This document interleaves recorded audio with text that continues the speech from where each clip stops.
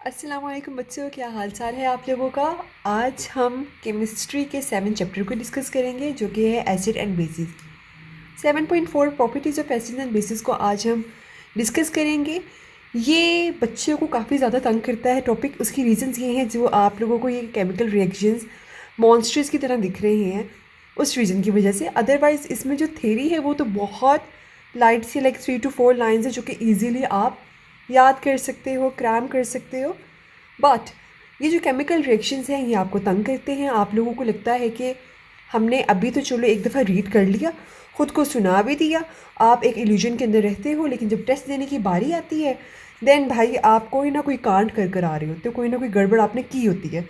And then फिर आप बोलते हो हाय काश ये वाला 2 हमने कैल्शियम के साथ ना लिखा होता, क्लोराइड के साथ ही लिखा होता, तो हमारा जो केमिकल इक्वेशन है वो हमारी ठीक हो जाती है, हमें पूरे नंबर मिल जाते होते। सो इस चीज़ को ओवरकम करने के लिए, इस इशू को ओवरकम करने के लिए, इसके लिए मैं आपको टिप्स एंड ट्रिक्स भी प्रोवाइड करूँगी। सो बगैर टाइम वेस्ट किए हम जंप करते हैं, डाइव करते हैं अपने इस टॉपिक पर कि properties of acids and bases हमसे कहना क्या चाह रहा है, हमसे बोलना क्या चाह रहा है। सबसे बड़ी बात ये कि वो कहता है कि एसिड्स एंड बेसिस जो अब फॉर एग्जांपल मुझे अगर एसिड के थ्रू वाटर प्लस सॉल्ट चाहिए है तो मैं किस सब्सटेंस के साथ रिएक्ट करवाऊंगी कि मुझे ये 2 चीज़ें मिल सकें, like water plus salt. Okay, so अगर मुझे बेसिस से अपना अमोनिया जो गैस है वो रिलीज़ करवाना है तो मैं किसके साथ रिएक्ट करवाऊंगी। ये जो चीज़ें हैं ये डिपेंड करती हैं कि मैं कौन सा सब्सटेंस के साथ रिएक्ट करवाऊंगी। तो यहाँ बेसिकली वो कह रही हैं properties of acids and bases vary depending upon the substance they react with. For example, acids react with metals to produce hydrogen gas, whereas bases do not react with metals. यहाँ उन लोगों ने एक fact भी बता दिया कि आपके जो एसिड्स हैं वो मेटल्स के साथ रिएक्ट करते हैं, जबकि बेसिस आपके मेटल्स के साथ रिएक्ट नहीं करते हैं। अब हम रिएक्शन ऑफ एसिड्स के बारे में बात करते हैं। इसे मैंने इस तरह राइट डाउन कर दिया इस पैटर्न में। अगर आपने इस चीज़ को समझना हो तो आप भी इस तरीके से लिख सकते हैं अपनी नोटबुक्स पर, जिस पे आप प्रैक्टिस करते हो तो आपको इजीली हो पाएगा। अब आपकी किताब बताती है जब एसिड आपका बेस के साथ मिलता है तो आपको इन रिज़ल्ट सॉल्ट प्लस वाटर मिलता है। ठीक हो गया, तो चलें अब इसे हम प्रैक्टिकली परफॉर्म करते हैं। एसिड को हम H2SO4 सल्फ्यूरिक एसिड हमने यहाँ ले लिया और बेस में हमने पोटेशियम हाइड्रोक्साइड ले लिया। Got it. इस 2 को अभी फ़िलहाल अगर आप साइड पे रख दें तो वेल एंड गुड हो जाएगा। बेसिकली ये 2 आपको तंग करने के लिए, आपको लग रहा होगा कि तंग करने के लिए यहाँ आया हुआ है, जबकि ऐसा नहीं है। इक्वेशन को बैलेंस करने के लिए इस 2 का इस्तेमाल किया जा रहा है, जबकि H2SO4 सल्फ्यूरिक एसिड को तो हम इसी तरह लिखते हैं। ओके, अब मैं आपको यहाँ एक टिप देती हूँ कि यहाँ जो H2 है, ये वाला जो आपको H2 नज़र आ रहा है सल्फ्यूरिक एसिड के अंदर, और पोटेशियम हाइड्रोक्साइड में जो आपको पोटेशियम नज़र आ रहा है, क्या अगर हम इसे चेंज कर दें तो हमें क्या रिज़ल्ट में मिलेगा। मतलब हम SO4 को एज इट इज़ लिख देते हैं, लेकिन यहाँ हाइड्रोजन की जगह हम पोटेशियम को ऐड अप कर देते हैं, तो हमारे पास क्या बन जाता है, पोटेशियम सल्फेट। अब ये 2 अगर नहीं किसी को समझ आ रहा तो 2 बच्चे ये यहाँ से आ रहे हैं, क्योंकि आप देखिए ना इस पोटेशियम के पास हमारे पास 2 पोटेशियम है, सो इसलिए यहाँ 2 का हमने इस्तेमाल कर दिया। Got it. तो सॉल्ट हमारे पास बन चुका है, अब बारी है पानी की। तो पानी में तो हमें पता है इसका फॉर्मूला H2O होता है। सो अब बाकी जितने रिमेनिंग हमारे पास रह जाएंगे वो हमारे पास, जब तक हम 2 नहीं लिखेंगे तो हमारे पास जो इक्वेशन है हमारी बैलेंस नहीं होगी। सो वाटर मॉलिक्यूल बन गया। तो अगर हम देखें तो हमारे पास कितने एटम्स मज़ीद रह सकते हैं। लाइक अगर आप देखें ये H2, ठीक है, ये H2 और ये हमारे पास O2, तो हमारे पास 4 हाइड्रोजन्स हैं और 2 ऑक्सीजन हैं। तो अगर आप देखें 2 to the 4 तो 4 हाइड्रोजन्स प्लस 2 ऑक्सीजन्स, तो हमारा यहाँ जो केमिकल फार्मूला है वो बैलेंस हो जाता है। सो एसिड प्लस बेस की तो हमें समझ आ गई। अब बात करते हैं एसिड प्लस मेटल ऑक्साइड की। एसिड में यहाँ मैं नाइट्रिक एसिड ले रही हूँ। ओके, अगेन यहाँ 2 वाला जो सिलसिला है उससे हमने परेशान नहीं होना है। मेटल ऑक्साइड में हम कैल्शियम ऑक्साइड को लेते हैं। अब अगेन यहाँ देखिएगा ज़रा कि अगर हम इस हाइड्रोजन को इसके साथ चेंज कर लें तो कोई मसला तो नहीं होगा। सो यहाँ अब मैं NO3 एज इट इज़ लिख रही हूँ। ओके, और लेकिन हाइड्रोजन की जगह यहाँ मैंने कैल्शियम को एडअप कर दिया है। ब्रैकेट में 2 क्यों लगा है, क्योंकि बच्चे अगर आप इसे देखें ये 2 किधर जाएगा, सो ये इस सूरत में आएगा। मतलब हमारे पास 2 नाइट्रोजन के एटम्स थे, ओके, 2 3 6 और 6 ऑक्सीजन के। तो यहाँ अगर हम देखें ब्रैकेट के बाहर हमने 2 लगाया है, तो यहाँ 2 नाइट्रोजन एटम्स बन गए और यहाँ हमारे पास 2 3 6 ऑक्सीजन, हमारे पास 6 एटम्स हो गए। तो हमारी जो केमिकल इक्वेशन है पूरी हो गई। रिमेनिंग जो हमारे पास एटम्स हैं उन्हें मिला के हमारे पास जो मॉलिक्यूल रिजल्ट में आएगा वो हमारे पास वाटर आएगा H2O, जो ऑलरेडी आपकी किताब बता रही है कि जब एसिड और मेटल ऑक्साइड आपस में मिलते हैं तो सॉल्ट प्लस वाटर मिलता है। होप सो यहाँ तक आपको बात क्लियर हो गई हो। अब बात करते हैं हम एसिड प्लस रिएक्टिव मेटल्स की। वो कहते हैं जब आपका एसिड रिएक्टिव मेटल्स के साथ मिलता है तो सॉल्ट प्लस हाइड्रोजन गैस को रिलीज़ करता है। तो चले आगे देखते हैं हम। यहाँ हमने ले लिया हाइड्रोक्लोरिक एसिड, अगेन इसके हमने 2 मॉलिक्यूल्स पकड़े। रिएक्टिव मेटल्स में हमने मैग्नीशियम को ले लिया। अगेन अगर मैं इस हाइड्रोजन को इस मैग्नीशियम के साथ चेंज कर दूँ तो किसी को कोई मसला तो नहीं है। तो अगेन यहाँ हमारे पास Cl को हमने एज इट इज़ लिख दिया, 2 क्यों आया इसकी वजह से आया, और यहाँ हमने मैग्नीशियम को रिप्लेस किया, सो MgCl2, मतलब मैग्नीशियम क्लोराइड हमारे रिजल्ट में आ गया। और हाइड्रोजन गैस वो कहते रिलीज़ होगा, तो hydrogen gas as it is हमने लिख दिया। Got it. अगेन हम देख लेते हैं एसिड में हमने सल्फ्यूरिक एसिड को ले लिया प्लस जिंक को ले लिया। अगेन हम इस H2 को जिंक के साथ रिप्लेस करते हैं तो हमारे पास क्या आ जाएगा, जिंक सल्फेट और hydrogen gas as it is. देख रहे हैं आप कितना आसान है। अगेन हम बात करते हैं एसिड प्लस रिएक्टिव मेटल्स। वो कहता है कि जो लेस रिएक्टिव मेटल्स हैं वो रिलीज़ नहीं करता हाइड्रोजन गैस, जिस तरह के रिएक्टिव मेटल्स कर रहे होते हैं। सो अगर हम एसिड को मेटल कार्बोनेट के साथ रिएक्ट करवाते हैं तो हमें मिलता है carbon dioxide gas. Got it. यहाँ हमारे पास हाइड्रोक्लोरिक एसिड आ गया, ठीक है। मेटल कार्बोनेट में हम ले लेते हैं कैल्शियम कार्बोनेट।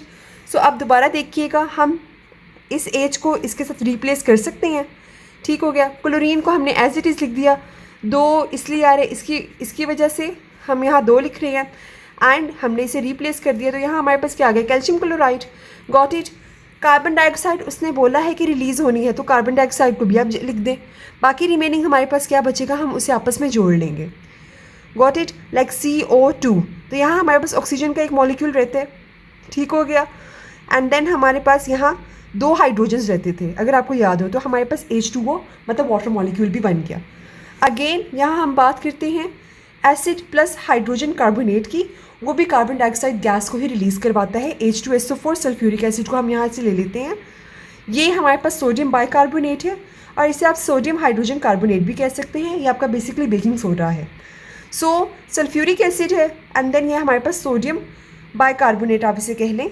हम यहाँ क्या करेंगे, SO4 को एज इट इज़ लिखेंगे और H2 बेसिकली रिप्लेस हो जाएगा सोडियम से, तो हमारे पास Na2SO4 आ गया। अगेन हमारे पास हम कार्बन डाइऑक्साइड को लिख लेते हैं, क्योंकि कार्बन डाइऑक्साइड तो हमसे वादा किया गया हुआ है। अगर आपको इक्वेशन नहीं याद रहती तो हमारे पास पीछे जो रह जाएगा वो वाटर मॉलिक्यूल रह जाएगा और वो हमारे पास 2 होंगे। होप सो आपको यहाँ तक बात क्लियर हो गई हो कि रिएक्शन ऑफ एसिड्स में बेसिकली क्या क्या चीज़ें रिएक्ट हो रही हैं। मैंने आपको टिप्स एंड ट्रिक्स भी दे दी हैं ताकि आप इजीली चीज़ों को रिप्लेस कर सकें और आप इजीली लिख सकें। अगर आपने ये लाइंस को याद कर लिया, अगर आपको पता हो कि अगर हम ये रिएक्ट करवाते हैं तो हमें ये प्रोडक्ट मिलता है, तो आपके लिए इक्वेशंस को हैंडल करना बहुत आसान हो जाएगा। एक दफ़ा हम बुक को भी देख लें तो एल्कलीज, मेटल ऑक्साइड्स, वही वाली बात हो गई, रिलीज़ कर रहे हैं आपके पास सॉल्ट एंड वाटर। मैंने सिर्फ और सिर्फ आप लोगों की आसानी के लिए ये इस वे में लिखा है।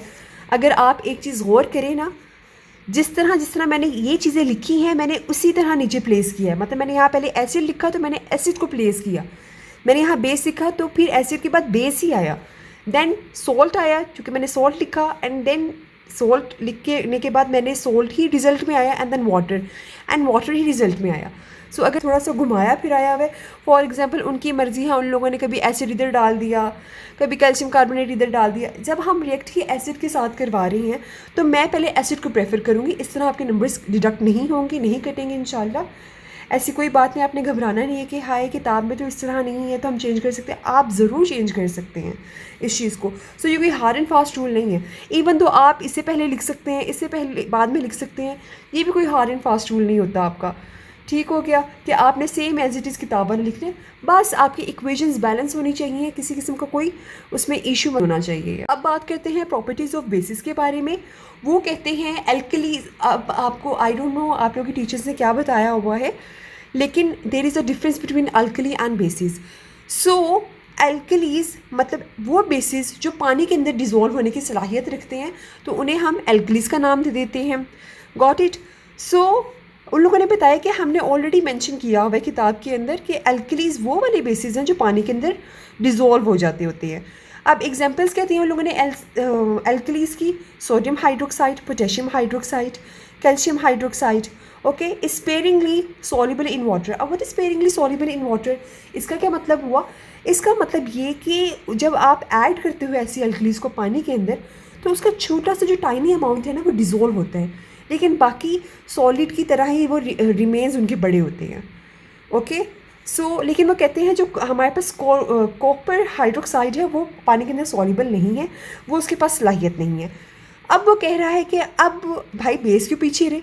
वो कहते हैं हम बेस को भी रिएक्ट करवाएंगे एसिड के साथ, और जब एसिड और बेस आपस में रिएक्ट करते हैं तो उसे हम न्यूट्रलाइजेशन प्रोसेस या न्यूट्रलाइजेशन रिएक्शन भी कहते हैं। Got it. सो अब यहाँ मैंने आसानी के लिए आप लोगों के लिए लिखा हुआ है, ये देखें, ये मैंने बेस ले लिया सोडियम हाइड्रोक्साइड, एसिड ले लिया हाइड्रोक्लोरिक एसिड। सो क्या मैं इस सोडियम को इस क्लोरीन के साथ मिला सकती हूँ? ऑब्वियसली मिला सकती हूँ। अगर आपको याद हो, यहाँ जब मैंने एसिड लिया था और यहाँ जब मैंने बेस लिया था, तो मैंने एसिड के हाइड्रोजन को रिप्लेस किया था बेस के हाइड्रोक्साइड के जो साथ हमारा पड़ा होता था जो भी एलिमेंट, हम मैं उसे रिप्लेस कर दिया करती थी। ठीक हो गया। सो यहाँ मैं इसे रिप्लेस कर देती हूँ, तो मैंने लिख दिया सोडियम क्लोराइड, जो कि आपका सॉल्ट होता है जो आप नॉर्मल डेली रूटीन में खाते हैं, एंड देन H2O पानी। Got it. फिर यहाँ हम ले लेते हैं कैल्शियम हाइड्रोक्साइड प्लस H2SO4 जो कि सल्फ्यूरिक एसिड है आपका। अगेन हम क्या बना देते हैं, calcium sulphate plus water. Again हमारे पास सॉल्ट भी बन गया एंड वाटर भी बन गया। अब बात करते हैं बेस प्लस अमोनियम सॉल्ट। जब ये आपस में रिएक्ट करते हैं तो हमें इन रिज़ल्ट अमोनिया गैस मिलता है। सो कैल्शियम हाइड्रोक्साइड जब रिएक्ट करेगा अमोनियम क्लोराइड के साथ जो कि आपका सॉल्ट है, तो आपको क्या मिलेगा, कैल्शियम क्लोराइड। इस कैल्शियम को इस क्लोरीन के साथ हमने रिएक्ट करवा दिया तो हमारे पास कैल्शियम क्लोराइड आ गया। हमने पहले ही बोल दिया अमोनिया गैस निकलेगी। सो अमोनिया गैस को आप NH3 से रिप्रेजेंट करते हो, तो हमारे पास NH3 आ गया। ओके, एंड देन हमारे पास वाटर आ गया, मतलब हमारे पास 2 वाटर के मॉलिक्यूल्स बन गए और 2 हमारे पास अमोनिया गैस के मॉलिक्यूल्स बन गए।